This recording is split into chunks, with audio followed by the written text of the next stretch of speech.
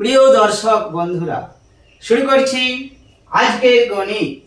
আজকের বিষয় পাটিগণিত থেকে নিয়ে আসছি, একটি অঙ্ক নিয়ে আসছি। কম্পিটিটিভ এক্সামে বহুবার দেখা গেছে এই ধরনের অঙ্ক। সময় লাগবে করতে, আমরা করতে পারবো, সময়টা একটা ব্যাপার। কম সময় কিভাবে আমরা করব? অঙ্কটি হচ্ছে এইটি: তিনটি ক্রমিক স্বাভাবিক সংখ্যার যোগফল 228। তিনটি ক্রমিক স্বাভাবিক সংখ্যার যোগফল 228। তাহলে ক্ষুদ্রতম সংখ্যাটি কত বা বৃহত্তম সংখ্যাটি কত? আমরা কিভাবে করব? অবশ্যই কৌশল অবলম্বন করব। আমরা যদি পাটিগণিতের নিয়মে চলে যাই অনেকটা সময় লেগে যাবে। কৌশলটা হচ্ছে যোগফল 228, তাহলে আমরা এখানে লিখে দেব 228। তা থেকে তিনটে সংখ্যা বাদ দেবো, এই যে তিনটে ক্রমিক স্বাভাবিক সংখ্যা বাদ দিয়ে 3 দিয়ে ভাগ করে দেব। এইটি হচ্ছে টেকনিক। অ্যান্সার আমার চলে আসবে। তাহলে এটা বিয়োগ করলে কত হয়?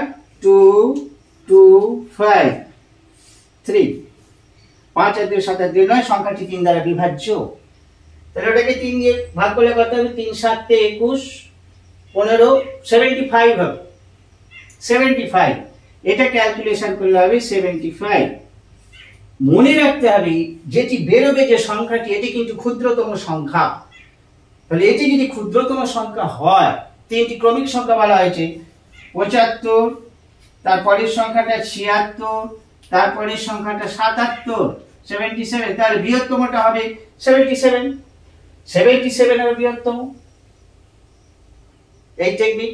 তবে এইটি যে সঠিক অ্যান্সার, প্রমাণ দেব, এখনই প্রমাণ নিয়ে আসছি। এই টেকনিকে করলে যে সঠিক অ্যান্সার পাওয়া যাবে তার প্রমাণ।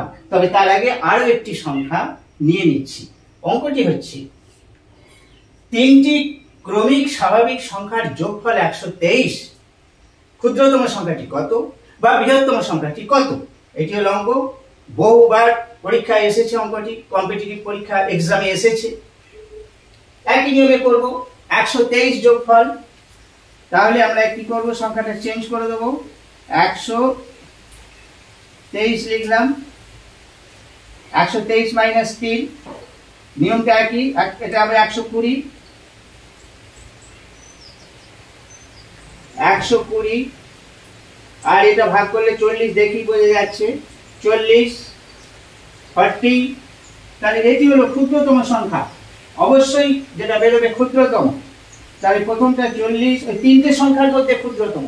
পরপর যে স্বাভাবিক সংখ্যা বলা হচ্ছে 40, তারপর একটা 41, তারপর একটা 42। তাহলে বৃহত্তম অ্যান্সার চাইলে অবশ্যই উত্তর হবে 42, 42।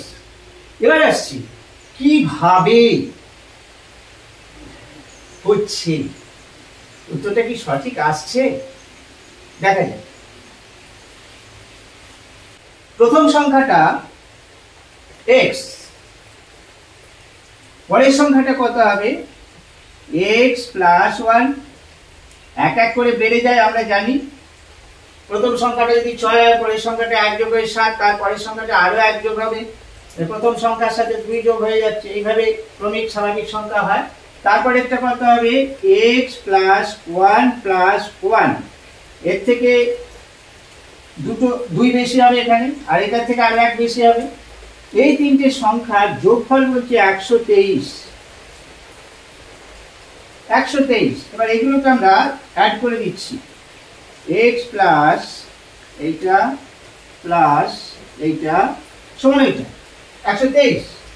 এটাকে যদি আমরা সলভ করি, ব্র্যাকেটগুলো খুলে দিচ্ছি। x plus 1 plus x plus 1 plus 1 is equal to 123। 123 বা এখানে দেখতে পাচ্ছি তিনটে x আছে, একেবারে যোগ করে দিলাম। একটা দুটো তিনটে, আর 1 দেখতে পাচ্ছি একটা দুটো তিনটে, একটা দুটো তিনটে 3। 3x প্লাস 3 সমান 123। 23। এইবার এখান থেকে x3 কমন নিচ্ছি, 3, তাহলে পড়ে থাকছে x plus 1 is equal to 123। এবার x plus 1 is equal to 123 by 3।